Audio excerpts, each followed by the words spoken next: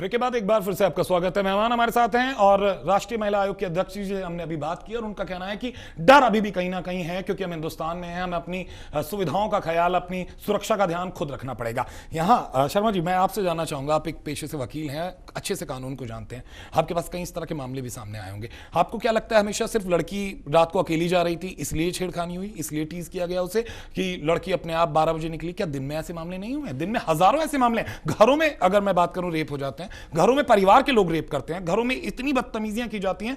हर बार शोषण शारीरिक नहीं होता है शर्मा जी, कई बार शोषण मानसिक भी होता है। तो उन्हें लेकर मानता हूं आपकी बात। देखिए, एक्चुअल में क्या है कि रेप की जहां तक बात है, रेप है या ईव टीजिंग है, ये पहले भी होता था, लेकिन इसको मीडिया जब से हमारा जागरूक हुआ है, मीडिया के कारण ये मैटर ज्यादा पब्लिक में पता लगने लगा, पब्लिक को मीडिया के थ्रू। अदरवाइज अगर जब तक मीडिया नहीं था तो बात दब जाती थी, लड़की भी बाहर निकलने में शर्माती थी। एक तो जिस महिला के साथ रेप हुआ उसके साथ एक अपराध हुआ, ऊपर से उस पर सोशल स्टिग्मा लगा कि भाई इसकी बदनामी हुई, ये महिला से दूर रहना, ये महिला का चरित्र अच्छा नहीं है, अगर इसका चरित्र ठीक रहता तो इसके साथ रेप क्यों होता। जब तक हमें इस टाइप की अपनी सोच को हम नहीं बदल पाएंगे, तब तक सिर्फ दिशा निर्देश, इसमें कोई ज्यादा सुधार नहीं कर पाएंगे। संजना, यहां जिस तरह से शर्मा जी बता रहे हैं कि हमें अपनी सोच बदलनी पड़ेगी, जब तक कोई सुधार नहीं होगा। अभी ब्रेक में मैं और आप बात कर रहे थे, आप कहती हैं कि हमें अपने रीति रिवाज नहीं छोड़ने हैं, हम जिस सभ्यता के साथ चलते आए हमें उसी सभ्यता में रहना है। लेकिन क्या हम आगे बढ़ने की नहीं सोच सकते? आप एक फैशन डिजाइनर हैं, आप रैंप पर मॉडलिंग करती लड़कियों के पीछे खड़ी होती हैं और उन्हें इस बात का विश्वास दिलाती हैं कि संजना तुम्हारे पीछे खड़ी है, यू डोंट वरी, चाहे वो एक ड्रेस की बात है, चाहे आपकी स्टाइल की बात है, चाहे चलने की। तो क्या आज हमारी सरकार, हमारे लोग, हमारी पुलिस ये नहीं कह सकती आप निकलिए, हम आपके साथ हैं, हम आपके पीछे खड़े हैं? हम आई थिंक आजकल हमारे देश में काफ़ी सपोर्ट है। आई थिंक आप पुलिस बहुत अच्छे काम कर रहे हैं जितना मैंने देखा है, लेकिन हमारा पॉपुलेशन हमारा जितना है हमें समझने चाहिए और जितना कर सकते हैं। अगर जैसे अभी ममता जी बात कर रही थी, रात के कितने जगह पर हम पहुंच सकते हैं। तो हमें भी, अगर मुझे बात आप पूछ रहे थे काम करना है तो रात को निकलना, ठीक है, 4-5 लोग मिलके, और अगर आपके ऑफिस में कोई लड़के लोग भी हो साथ चाहिए। लेकिन आप उनका क्या करेंगे जो आप ही के साथ हैं और आपसे छेड़खानी करें? नहीं, तो अगर साथ 3-4 लड़कियां हो, और ये यही का नहीं, सी आप इंडिया के बारे में बार बार हाईलाइट कर रहे हैं। मैं जितने कंट्रीज ट्रैवल कर चुकी हूँ, अगर मुझे मेरी सेफ्टी का ख्याल है, मैं जरूर देखेगा। ये कभी आपके साथ ये चीज हुआ संजना जी? डेफिनेटली, बट क्या किया आपने? ऑफ कोर्स मैं स्टॉप करके मैं बात करती हूँ उन लोगों से, अगर कुछ बोलते और अगर थोड़ा ये हो, मैं पुलिस को बुलाते हैं। लेकिन एक बात बताइए, मैं इस बारे में आपके पास आता हूँ कि 5 लड़के अगर आपके साथ बदतमीजी करते हैं, हाँ। आपको लगता है आप बात करने पहुंच? मैं तुरंत पुलिस को कॉल करेंगे। मैं हर बार बोलते, देखो एक हेल्पलाइन जरूर होनी चाहिए। कई बार है जब मैंने पुलिस को कॉल किया है, जब तक कनेक्ट करके ये लोग आते हैं, हाँ कोई भी क्राइम होना है तो होके जाते, लेकिन ऑब्वियसली एक कॉन्फिडेंस है तो काफी नहीं आता। बट आई थिंक एक तुरंत पहुंचने वाला हेल्पलाइन होने चाहिए। बिल्कुल, एक हेल्पलाइन नंबर होना चाहिए। एक सवाल है, आपको लगता है शर्मा जी और संजना जी, आप दोनों लोगों से पूछना, ये एक तरह से बीमारी है जो लोग छेड़खानी करते हैं? पहले से संजना जी, बीमारियां, ये एक बीमारी है एक तरह की जो लोग I don't think so. I like आपने भी बोला, आई थिंक समटाइम्स बहुत कैजुअली कोई अच्छा हो तो। जी शर्मा जी, देखिए इसमें कई चीजें हैं। इसमें कुछ आदमी किसी माहौल में ऐसे में रहा जाता है जहां उसके लड़कियों से उसकी ज्यादा इंटरेक्शन नहीं हो पाती, तो कहीं ना कहीं उसके दिमाग में रहता है कि ये वो लड़की को लड़की ना समझकर एक कोई चीज समझने की मेंटलिटी का एक बहुत अच्छा सवाल आपने उठाया कि कहीं ना कहीं एक चीज समझ लिया जाता है और उसे जो मिला नहीं होता उसे पाने की चौथ। मनोचिकित्सक हिमांशु जी हमारे साथ मौजूद है। हिमांशु जी, स्वागत है आपका। हिमांशु जी, क्या आप मेरी आवाज सुन पा रहे हैं? हाँ बिल्कुल सुनता। सर स्वागत है आपका। यहाँ एक सवाल, हमारी इस बहस में, जो बड़ी बहस इस वक्त हमारे बीच जारी है, क्या सिर्फ दिशा निर्देशों से तमाम चीजें बदलने वाली हैं? क्या महिलाएं सुरक्षित हो जाएंगी सुप्रीम कोर्ट के इस दिशा निर्देश के बाद? क्या पुलिस जागेगी? तो सवाल उठाया कि अक्सर ऐसे भी लोग होते हैं जिन्होंने कभी कहीं की ना तो स्कूली शिक्षा लड़कियों के साथ की होती है, इस तरह के माहौल में पढ़े लिखे होते हैं या रहे होते हैं कि वहां लड़की को एक वस्तु समझ लिया जाता है, भोग की वस्तु समझ लिया जाता है और उसे इस्तेमाल करने के लिए वो इस तरह की हरकतें करते हैं। तो क्या ये एक बीमारी कही जाएगी? देखिए, ये बेसिकली विकृत मानसिकता के लोग होते हैं, उनके अंदर सैडिस्टिक टेंडेंसीज होती हैं। सैडिस्टिक का मतलब दूसरे को प्रताड़ित करके, परेशानी पहुंचा के, दुख पहुंचा के उनको मजा आता है। तो ऐसे लोग, आप देखिए, सब लड़के या सब आदमी नहीं छेड़ रहे हैं लड़कियों को, या सब नहीं कर रहे हैं, कुछ ही लोग कर रहे हैं। डॉक्टर साहब मैं यहाँ एक सवाल उठाना चाहूंगा। आप भी कॉलेज में पढ़े हैं, मैं भी कॉलेज में पढ़ा हूं। अक्सर कॉलेज की कोई खूबसूरत लड़की जा रही होती है तो एक मजाक में लड़के उसे किस तरह कई शब्दों से बुलाते हैं, खूबसूरत बुलाते हैं, आइटम बुलाते हैं, टोटा बताते हैं। तो इसे इस तरह के लोगों को आपकी श्रेणी में रखेंगे? क्या ये शुरुआत है विकृत मानसिकता की या एक हंसी मजाक है?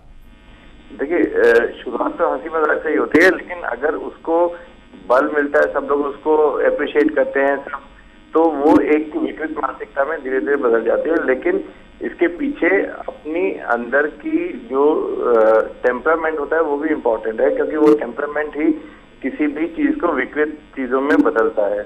अगर टेम्परामेंट खराब है तो इंसान वो विकृत मानसिकता में कन्वर्ट हो जाएगा और इन चीजों में आनंद लेना शुरू कर देगा। बिल्कुल। डॉक्टर साहब मैं थोड़ा अजीब सा सवाल आपसे पूछने वाला हूं। कॉलेज टाइम में आपने भी थोड़ी बहुत लड़कियां जरूर छेड़ी होंगी? नहीं, ऐसा नहीं। बिल्कुल नहीं छेड़ी? यानी आपके दोस्तों ने कभी आपको नहीं कहा कि देख वो खूबसूरत लड़की जा रही है, उसके ऊपर कोई कमेंट पास किया जाए? नहीं, ऐसा क्या नहीं है। ऐसे लोग, मतलब इतने आप 1% हो सकते हैं, क्या आपको लगता है आपके कॉलेज में और भी लोग थे? क्या 100 के 100% ऐसे नहीं थे? आपको बता रहा हूँ कि ये रूल नहीं है, ये एक्सेप्शंस हैं। आप देखिए, बहुत सारे लोग हैं जो इन सब परिस्थितियों में रहते हुए भी ये सब चीजें नहीं करते हैं। खाली कुछ गिनती के लोग ये चीज करते हैं। देखिए, अप्रिशिएट करना ये अलग चीज है और दूसरे को परेशान करना ये अलग चीज है। बिल्कुल। डॉक्टर साहब आपको क्या लगता है, क्या हल क्या हो सकता है? क्या सिर्फ कानून बनाने से हल होगा या फिर सजा देने से हल होगा, या कहीं ना कहीं बदलाव सोच में लाना पड़ेगा? देखिए, बदलाव सोच में लाना जरूरी है। उसके अलावा एक सोशल प्रेशर भी पहले होता था। पहले पुराने टाइम में जो गली में यदि कोई लड़का किसी लड़की को छेड़ रहा है तो उस गली का कोई भी व्यक्ति उसको पिटाई कर देता था। आजकल आप किसी पड़ोसी के बच्चे के को डांट भी नहीं सकते हैं, क्योंकि वो आपके ऊपर चढ़ जाएंगे, आपको फिर गुस्सा करेंगे। तो एक सोशल प्रेशर जो होता था वो चीज खत्म हो गई है। अब लोगों को लगता है कि हमें दूसरे से क्या मतलब है, हम दूसरे के पचड़ों में क्यों पड़े, उसके कारण भी कोई इंटरेस्ट नहीं लेता और चीजों में एक गलत डायरेक्शन किसी को मिल जाता है तो उसको कोई डिटरेंट नहीं है, मतलब कोई उसके लिए पनिशमेंट नहीं है चीज। जी डॉक्टर साहब बहुत बहुत शुक्रिया हमसे बातचीत करने के लिए। मनोचिकित्सक साहब हिमांशु जी हमारे साथ मौजूद थे और वो यही कह रहे हैं कि किसी की तारीफ करना और किसी को सताना दोनों अलग चीजें हैं। लेकिन संजना यहाँ सवाल और अहम उठ गए हैं। अब इन्होंने कहा कि पहले के मुकाबले आज हमारा जो सिस्टम है, हमारी जो सोसाइटी है वो बट गई है। आज हमारी सोसाइटी में हम सिर्फ अपने से मतलब रखते हैं, दूसरे से मतलब नहीं रखते। क्या इसको आपको लगता है इससे भी बल मिलता है ऐसी चीजों को? आई थिंक मॉब मेंटालिटी बहुत डेंजरस होता है। आपने आई थिंक रिसेंटली जो गुवाहाटी में हुआ था, बिल्कुल बिल्कुल, एक आगे थोड़ा सा बात करने से टच करते फिर मॉब में से प्रॉब्लम शुरू होता है। सो ये डेफिनेटली एक बहुत डेंजरस सिम्टम है। साइकोलॉजिकली ये मॉब मेंटालिटी से ही ज्यादा वायलेंस और क्राइम हो जाता है। बिल्कुल। सर यहाँ मैं आपके पास आऊंगा। एक दो केस ऐसे भी आए हैं कि पढ़े लिखे लोग, उनमें वकील भी शामिल हैं, उसमें डॉक्टर्स भी शामिल हैं, हर जगह इस तरह की घटनाएं हुई हैं कि खुद उनकी जो संगी साथी हैं जो उनके साथ काम करती हैं उनके साथ ये टीज हुआ है। और उसमें ऐसे लोग शामिल हुए हैं जिनके बारे में आदमी कहता है वो सब हैं, वो डॉक्टर्स थे, वो वकील थे, वो इंजीनियर थे। आप इसे क्या कहेंगे? ये कौन सी सोसाइटी? देखिए, ये अभी थोड़ी देर पहले हमारी मनोचिकित्सक डॉक्टर साहब हिमांशु जी से बात हुई थी कि मेंटलिटी का फर्क है, मानसिक बीमारी भी हो सकती है। अब पीछे 2-3 साल पहले की बात है, मैंने पढ़ा था अखबार में, दिल्ली यूनिवर्सिटी में DU में एडमिशन टाइम में यूपी के कोई रिटायर्ड DGP साहब को पकड़ा था ईवटीजिंग करते टाइम जी एडमिशन प्रोसेस में। तो एक हम नॉर्मल उसमें देखें, एक आदमी जिसके ऊपर सारी सोसाइटी को, उसकी सोसाइटी को सुरक्षा देने की जिम्मेदारी जिस एक आदमी के ऊपर है और वही इस टाइप के काम में इन्वॉल्व है, तो कहीं ना कहीं उम्मीद कहां करें। हाँ, लेकिन तो, शर्मा जी एक बात बताइए कि ये तमाम चीजें होती रहेंगी तो हम क्या करें? मतलब अगर किसी लड़के ने किसी लड़की को कोई कमेंट पास किया, पुलिस उसे पकड़े, उसकी पिटाई करे, थाने लाए, आपके पास ले जाए, आप केस लड़े और उसे 5 साल की सजा करा दें? नहीं, ये कोई इसका सॉल्यूशन नहीं है। क्या ना ही हमारा कानून इस चीज की इजाजत देता कि भाई पुलिस आए, पकड़े और पिटाई करे। बेसिकली जो कानून में जो होना चाहिए रिफॉर्मेटिव सजा होनी चाहिए, उसको सुधारना। मतलब आपको क्या लगता है अगर केवल शब्दों से छेड़ा गया है, शब्दों के साथ बदतमीजी की गई तो क्या सजा होनी चाहिए? नहीं, देखिए, शब्दों के साथ बदतमीजी ये तो हमारे आईपीसी में ऑलरेडी प्रोवाइडेड है, सेक्शन 509 आईपीसी में है, तो उसमें 1 साल तक की उसमें सजा का प्रोविजन भी है। बेसिक पर्पस, जो बेसिक चीज जो है वो है हमें अपनी मेंटेलिटी को सुधारने की, समाज को एक बड़े लार्ज स्केल पर मेंटेलिटी को सुधारने की। जब तक ये नहीं सुधरेगी, जब तक डायरेक्शंस या कानून सिर्फ इससे हम बहुत ज्यादा सफल नहीं हो पाएंगे। बिल्कुल इससे सफल नहीं हो पाएंगे संजना जी। लेकिन मैं यहां बात करता हूं, 1 साल की सजा एक युवक को देते हैं जो एक कॉलेज में पढ़ता है, उसने एक लड़की को कमेंट पास किया, तो क्या आप उम्मीद करते हैं 1 साल बाद जब वो बाहर आएगा उन अपराधियों के साथ ही उसे रहना पड़ेगा जो पता नहीं किस सजा में सजा भुगत रहे हैं? तो क्या ऐसा एक तरीका नहीं कि अगर इस तरह की हो, पहले एक 2-3 लेयर बनाई जाए, पहली लेयर पर एक मनोचिकित्सक उससे बात करे, दूसरी लेयर पर एक समाज सेवी उससे बात करे, तीसरी लेयर पर उसके माता पिता भी उससे बात करें और एक समझाने की एक कोशिश की जाए, इस तरह की एनजीओ काम करें या सरकार इस तरह की कोशिश करे, वो ज्यादा कारगर है वो 1 साल की सजा? आई थिंक थेरेपी सेशंस होने चाहिए और ज़्यादा से ज़्यादा अवेयरनेस जो कॉलेजेस में आई थिंक प्रोग्राम्स चलने चाहिए।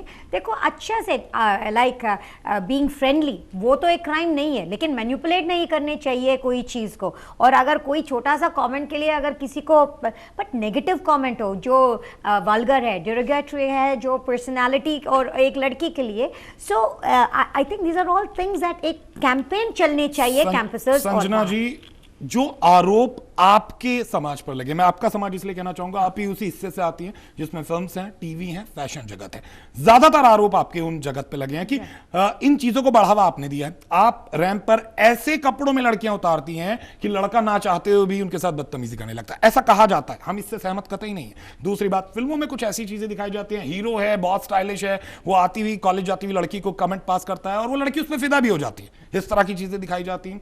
और टीवियों में भी कुछ इस तरह के सीरियल आने लगे। आज एक 3 साल का बच्चा, अगर एक लड़का लड़की की शादी हो रही होती है तो वो कहने के लिए तैयार हो जाता है, उसे पता होता है कि क्या कुछ चल रहा है या वो उसको छेड़ रहा है। तो ऐसी स्थिति में आपको नहीं लगता आपकी भी जिम्मेदारी बनती है, मॉरली इस समाज की भी जिम्मेदारी बनती है? आपको नहीं लगता आप ऐसे कपड़ों का उदाहरण ना पेश करें जो कपड़े कहना जिन्हें शायद शर्म आए, वो नाम मात्र क्या?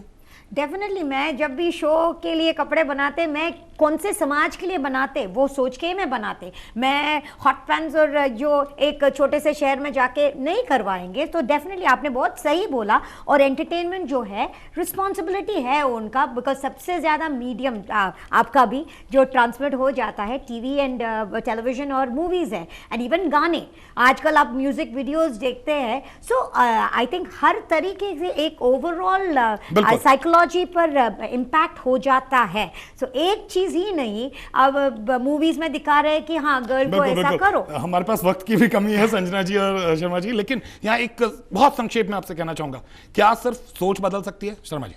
हाँ डेफिनेटली, सिंगल लाइनर चाहूंगा। सोच, हम कोई भी काम करें उसके लिए हमारी सोच ही सबसे बड़ी चीज होती है। हमें इस विषय में अपनी सोच को बदलना होगा। अगर आप देखें जी तो आज के समय में हमारे हीरो बदल गए हैं, यानी कि सोच बदलनी होगी, चाहे वो फिल्मों में हो, चाहे वो टीवी में हो और चाहे वो आज हमारे हीरो बदल गए। आपसे कहना चाहूंगा, हम अक्सर बातें तो कर देते जब हम कहीं बैठे होते हैं किसी डिबेट में, हाँ समाज बदलना चाहिए, सोच बदलनी चाहिए, क्या हम अपनी सोच बदल पाते हैं?